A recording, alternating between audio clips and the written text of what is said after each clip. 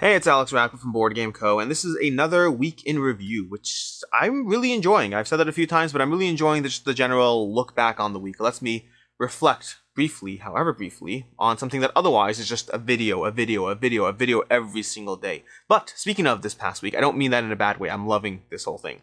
That said, so, Coraquest, that's because I have Coraquest on my mind. Last Saturday, we did a few videos, 3 videos specifically. There was a Coraquest interview where my daughter Ricky interviewed Cora from Coraquest. It was simultaneously, I really enjoyed the video. It was simultaneously a little bit of a mess, but also kind of worked at the same time. We didn't prep anything beforehand, which we should have. Ricky and I came up together with a list of 10 questions, and then from there it was just kind of trying to make the whole thing work.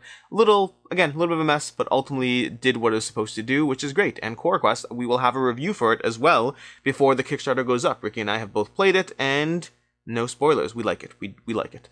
Secondly, from there, we had a review for Innis, one of my favorite games of all times. I'm slowly going through a bunch of my favorite games, putting out reviews, so they're easier reviews to do in the sense that I don't have to sit there and, get my 4 or 5 plays and or whatnot. They're games I've played a significant number of times over the years, and Innis is one that's been around for quite some time, and I put out a review on it. A spoiler, I love it.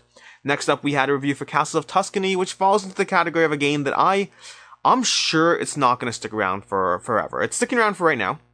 Ultimately, that was my wife's call, but she and I do share the opinion that if a game is not being played, it will go away. And while Castles of Tuscany is fun, I would just rather play Castle of Burgundy. So we're keeping it for now. We're seeing whether it hits the table, whether there are times and opportunities where either one of us asks to pull it off the shelf. A game that my wife is asking to pull off the shelf does not leave, and vice versa, although we don't play games that the other one wouldn't want to, so that's a thing. But anyways, we're going to go ahead and do that. So that's Castles of Tuscany, and we'll see how long it sticks around or does not stick around.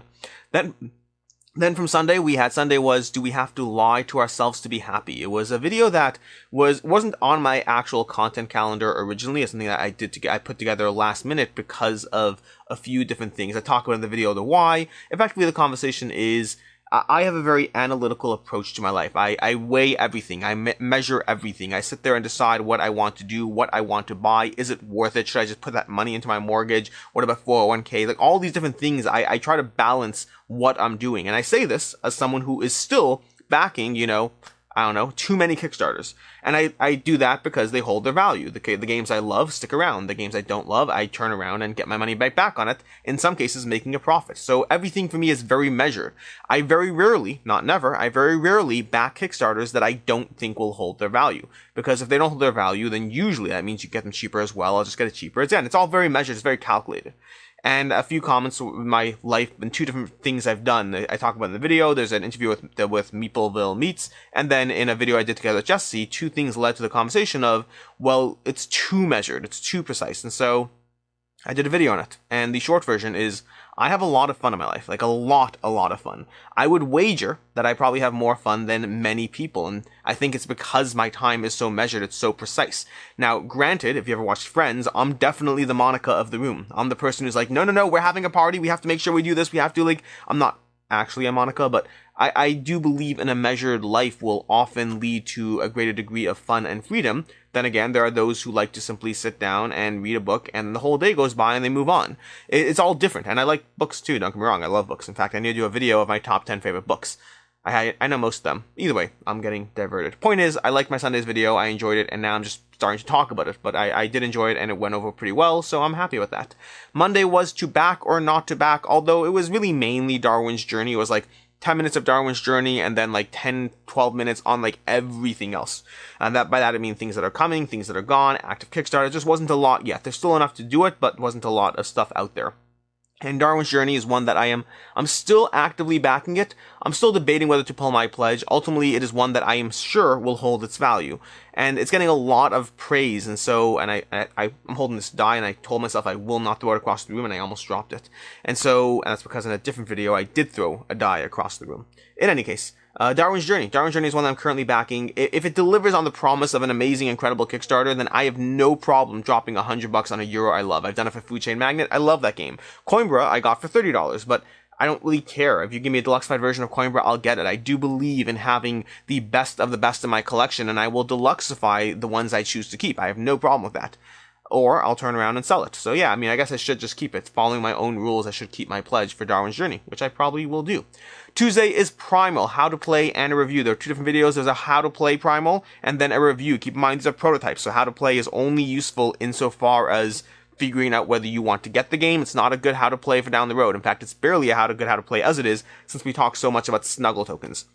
But basically, Primal, if you didn't know already, is a boss battling card-driven experience. Now, for me, I've genuinely gone from being not sure. I say genuinely as if it's not. I genuinely have gone from being not certain whether I was going to back the game to going to loving the game. Because here's something we talk about a lot, or I talk about a lot, because I'm paranoid and I always have things stuck in my head. I'm a little neurotic. It's all good. But generally, most games are good. I talk about this a lot because I have no problem saying that game is good, this game is good, that game is good. Most games are good. The question to me isn't good. The question to me is it one that I am getting. So Jesse and I finished playing Primal, our first game, and if you watch the playthrough on Jesse's channel, on Quacklope's channel, you'll see that we talk about it, but we're also not sold. We're intrigued but not sold, and I think it comes across clearly in our final thoughts. But we further turned off the camera and continued talking. And I was like, yeah, I mean, I have no problem saying this game is good. It is a good game. I just don't know if I need to spend $100 to add this to my collection right now. And I don't know if it's $100. I have no clue how much it actually is. But my point is, I don't know if I need this. It's fine. It was a fine experience. I enjoyed it. And then from there, I played a second game, and my second game, I liked it a lot more. And I talked about this in my review already, but it went from a game that I really was not sure if I was going to get it, to now I am so excited that, like, I just popped up in the background on my screen over there, Rolling Solo's gameplay. He just put up a gameplay, and I popped it up because I want to experience more Primal, and I already sent my copy back to Quacklope so he can get a few more plays in and see how he feels. I believe he's doing a comparison to KDM, so we'll see how that plays out. But I'm literally watching another playthrough of the game because I like the game so much that I just want to have it on my screen going through it. There's a lot of fun things going on in the game. It is abstracted. It's very card driven. There's not a huge degree of tactical map. There is a tactical map, and the turning and the facing and the directional stuff and the terrain, it all does matter. But if you're someone who's used to Kingdom Death Monster, if you're someone who's looking forward to Sanctuary 5 Sacrifices, then Primal may not be giving you the map experience that you're looking for.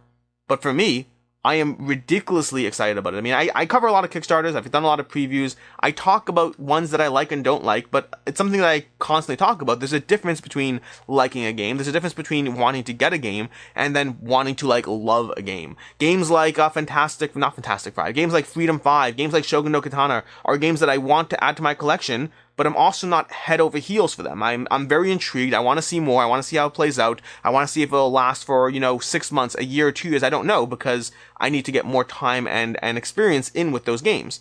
Then there's games like Endless Winter, games like, I want to say Feed the Croc, and it's a little trickier. It falls into the middle zone because of being a hidden role game. Games like, I'd have to look through my Kickstarter coverage that I've done.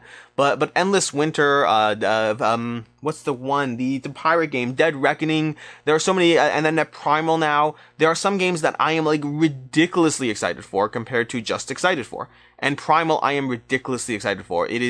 Again, I'm hesitant to oversell it. I want to oversell you on just how much I personally like it, but I'm hesitant to oversell it because it may not be what you're looking for, especially if you're someone who has played KDM, especially if you're someone who is looking for a different kind of game. For me, I love the puzzle, I love the cards, I love the leveling up, I love all of what the game is doing, and I can't wait to see more. Again, if you're a KDM player, check out Quacklope's channel, make sure to subscribe to him. He will have a KDM versus Primal video going up after he gets a few more plays in of the game. And that's enough of Primal. Moving on to Wednesday. No, Wednesday was my most played. Yeah, Wednesday. Wednesday was my most played games. Oh yeah, that video. Wednesday was my most played games. It was another one of the game show ones with my wife where we try to go back and forth on what games I have played the most, and I had to sit there and guess what I've played the most in 2020, or at least what I think I played the most. Again, for me, I talked about this when I did my wife's video last week, but for me, these were some of the highlights in my videos for the past year. I just had a ton of fun